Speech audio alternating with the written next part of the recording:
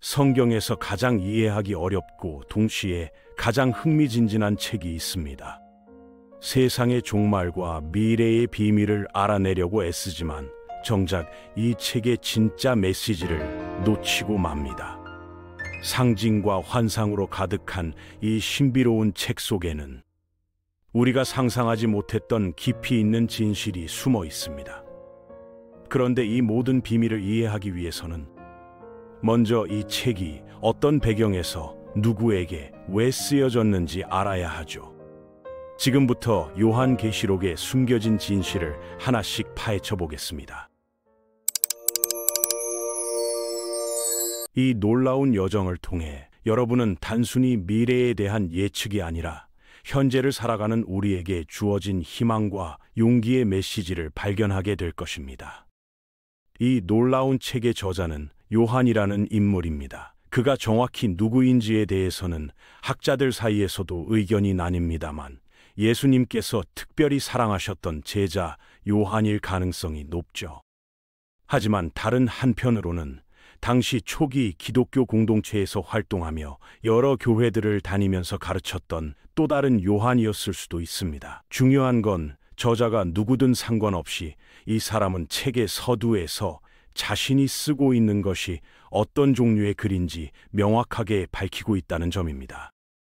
저자는 이 작품을 아포칼립스, 즉 계시록 또는 묵시록이라고 소개합니다. 이 장르는 그 당시 유대인들에게는 전혀 낯설지 않은 문학 형태였어요. 히브리 성경은 물론이고 다양한 유대교 경전들을 통해 이미 익숙해져 있었던 스타일이었죠.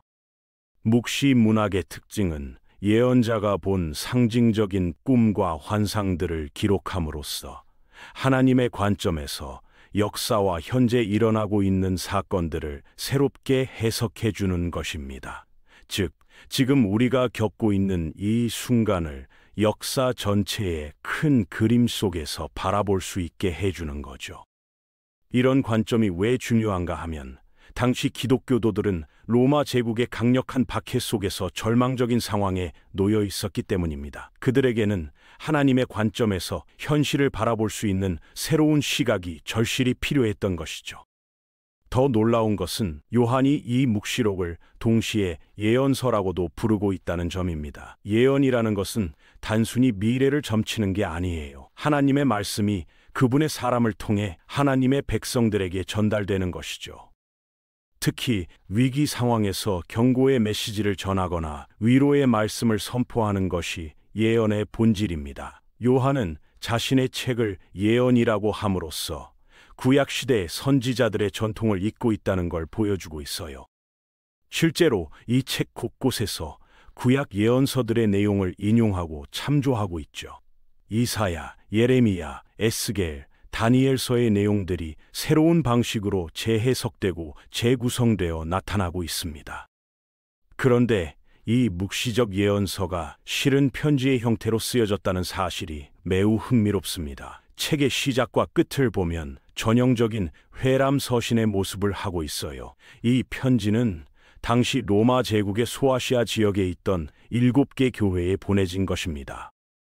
여기서 7이라는 숫자에 주목해 보세요. 요한에게 있어서 이 숫자는 특별한 의미를 갖습니다. 구약 성경에서 7일 창조 주기와 안식일에 근거한 완전함의 상징이거든요. 요한은 이 책 전체에 걸쳐서 7이라는 숫자를 의도적으로 배치해 놓았습니다.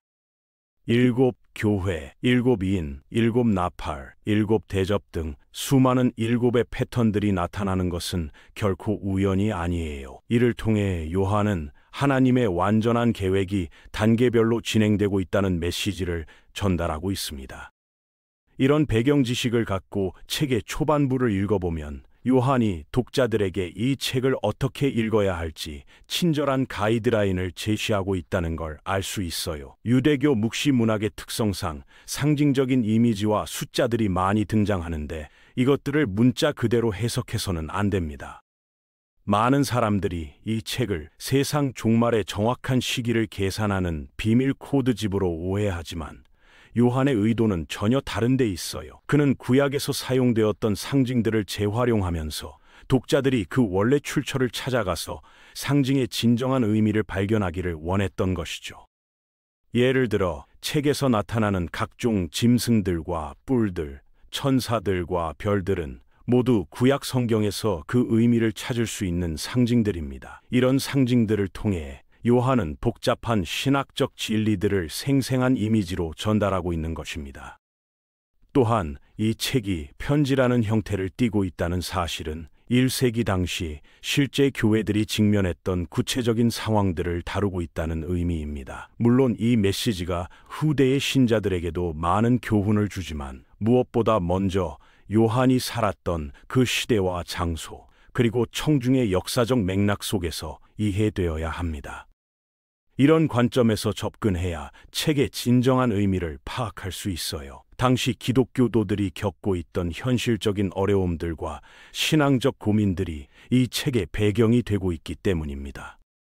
책의 첫 번째 주요 부분은 예수님께서 7 교회에 직접 하시는 말씀들입니다. 요한은 반모섬에 유배된 상태에서 부활하신 예수님이 온 우주의 왕으로 높임받으시는 놀라운 환상을 목격합니다. 이 환상에서 예수님은 7개의 금촛대 한가운데 서 계시는데 이는 소아시아의 7 교회를 상징하는 거예요.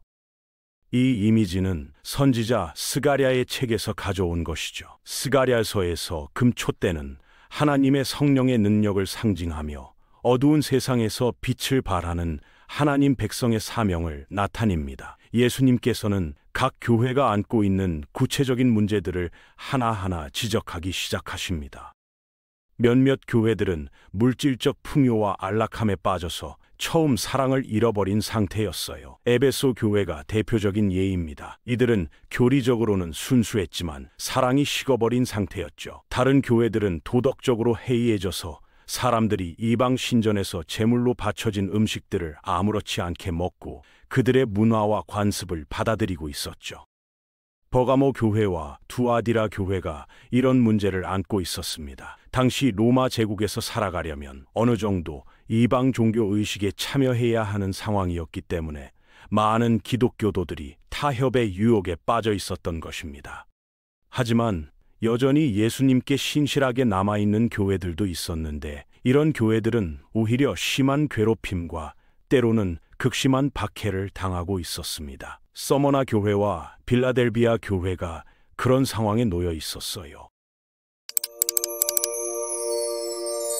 예수님은 이런 핍박이 앞으로 더욱 심해질 것이라고 경고하시면서 교회가 세상과의 타협과 믿음 사이에서 선택해야 하는 큰 시험 앞에 서 있다고 말씀하세요. 특히 라오디게아 교회에 대한 책망은 매우 강력합니다. 이들은 물질적으로는 풍족했지만 영적으로는 완전히 메말라 있었거든요. 예수님은 이런 교회를 미지근하다고 하시면서 차라리 차든지 뜨겁든지 하라고 말씀하십니다. 이는 당시 라오디게아 지역의 지리적 특성을 반영한 비유입니다. 요한이 살았던 시대적 배경을 보면 이런 경고가 왜 필요했는지 이해할 수 있습니다. 네로 황제에 의한 기독교도 대탄압은 이미 지나갔지만 이제는 도미티안 황제가 새로운 박해의 물결을 일으키고 있었거든요. 기독교도들은 예수님을 부인할 것인가 말 것인가 하는 생사를 가르는 선택의 기로에 서 있었어요. 어떤 이들은 박해를 피하기 위해서, 또 어떤 이들은 단순히 로마 시대의 문화적 흐름에 동참하기 위해서 신앙을 포기하려는 유혹에 빠져 있었죠. 당시 로마 제국에서는 황제 숭배가 의무화되어 있었기 때문에 이를 거부하는 기독교도들은 자동으로 반역자로 간주되었습니다. 이런 상황에서 예수님께서는 성도들에게 끝까지 신실하여 그 시험을 이겨내고 승리하라고 격려하십니다. 그리고 이기는 모든 사람에게 특별한 상급을 주시겠다고 약속하세요. 흥미롭게도 각각의 상급들은 이 책의 마지막 부분에 나오는 환상, 즉 하늘과 땅이 하나로 연합되는 결혼식 장면에서 다시 등장합니다. 생명나무의 열매, 생명의 면류관, 감추어진 만나, 흰 돌, 새 예루살렘에서의 권세 등이 모두 마지막 장면에서 성취되는 모습을 보게 됩니다. 이렇게 해서 책의 도입부에서 전체를 관통하는 핵심 주제가 제시되는 거예요. 그 핵심 질문은 바로 이것입니다. 과연 예수님을 따르는 사람들이 끝까지 견딜 수 있을 것인가? 하나님께서 준비하신 그 새로운 세상을 유업으로 받을 수 있을 것인가? 왜 예수님께 신실한 사람들을 승리자라고 부르는 것일까? 책의 나머지 부분은 바로 이런 질문들에 대한 요한의 답변입니다.